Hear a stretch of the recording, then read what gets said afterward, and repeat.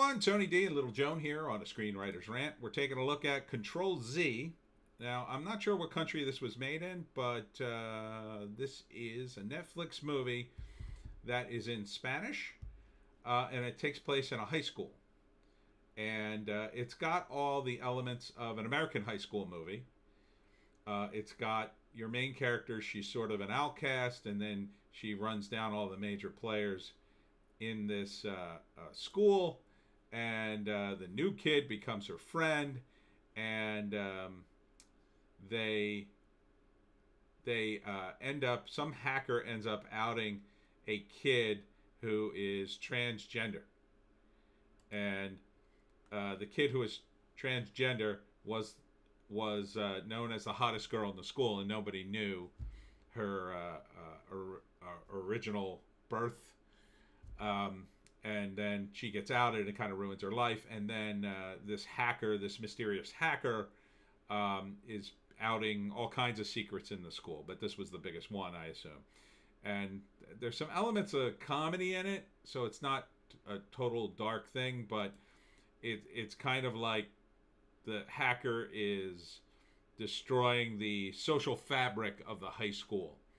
And it tears the high school apart. And the interesting thing about it, although it has that sort of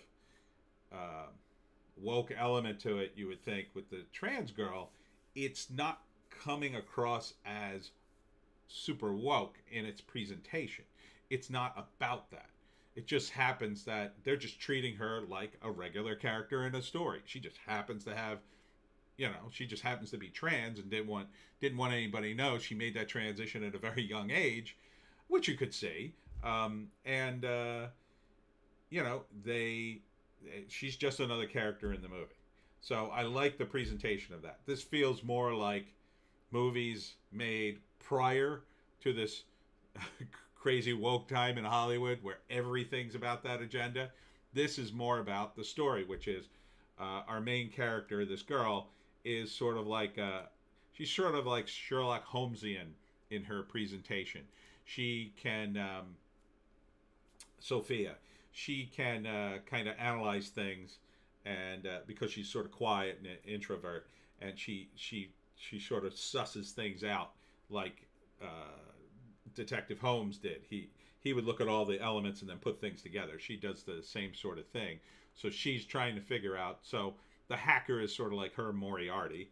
So I like that kind of angle to it. And I like that it's just a story. It's not pushing an agenda on me, apparently. And it's more about Sophia and her story and the high school as a whole, rather than, we're going to teach you a lesson in being all woke and wonderful. So this looks like a movie you would have seen in late 90s, early 2000s. Instead, I think in other cultures, they haven't, they haven't gotten all caught up in this sort of woke wave that's hit Hollywood. And because they're not caught up in that, their movies have a sort of better sensibility. It's a more traditional sensibility where people are just people. And you're trying to present a more realistic, atmosphere so people can connect to the movie. So I like this movie. And I like this trailer. I don't know if I like the movie, but, it seems to me like, I'm not going to get an agenda thrown at me. And it's a concept that I can wrap my brain around, and it looks like a fun concept too. Like, I can get behind sort of an outcast character in high school. Everybody kind of likes that, right? And it's not, beating me over the head with all this woke ideology. It just, it's just doing a story that looks like it would make sense.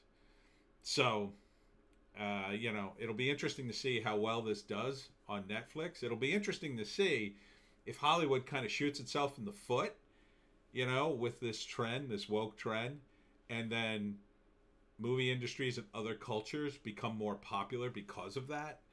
because people are looking for movies that really connect better, and the woke stuff just does not connect. I talked about that in other videos, and other people in other videos talk about how there's a big disconnect. RJ from the Fourth Age has a pretty good video on how, in comics, the people with hardcore progressive agendas, they tend not to make good comics because they're just overblown with ideology, and it just crumbles around them. They end up taking from what's gone before, and as he says, I believe it was him who says it's almost a parody of what's gone before. Oh no, I think that was Zach.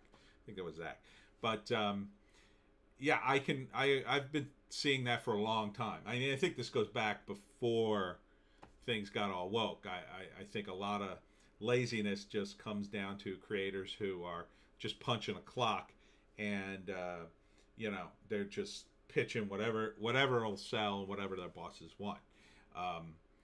But this is at least in the realm of I can connect with this, even though it's in a completely different culture and a completely different language, and I'll have to read the subtitles to get on board with it.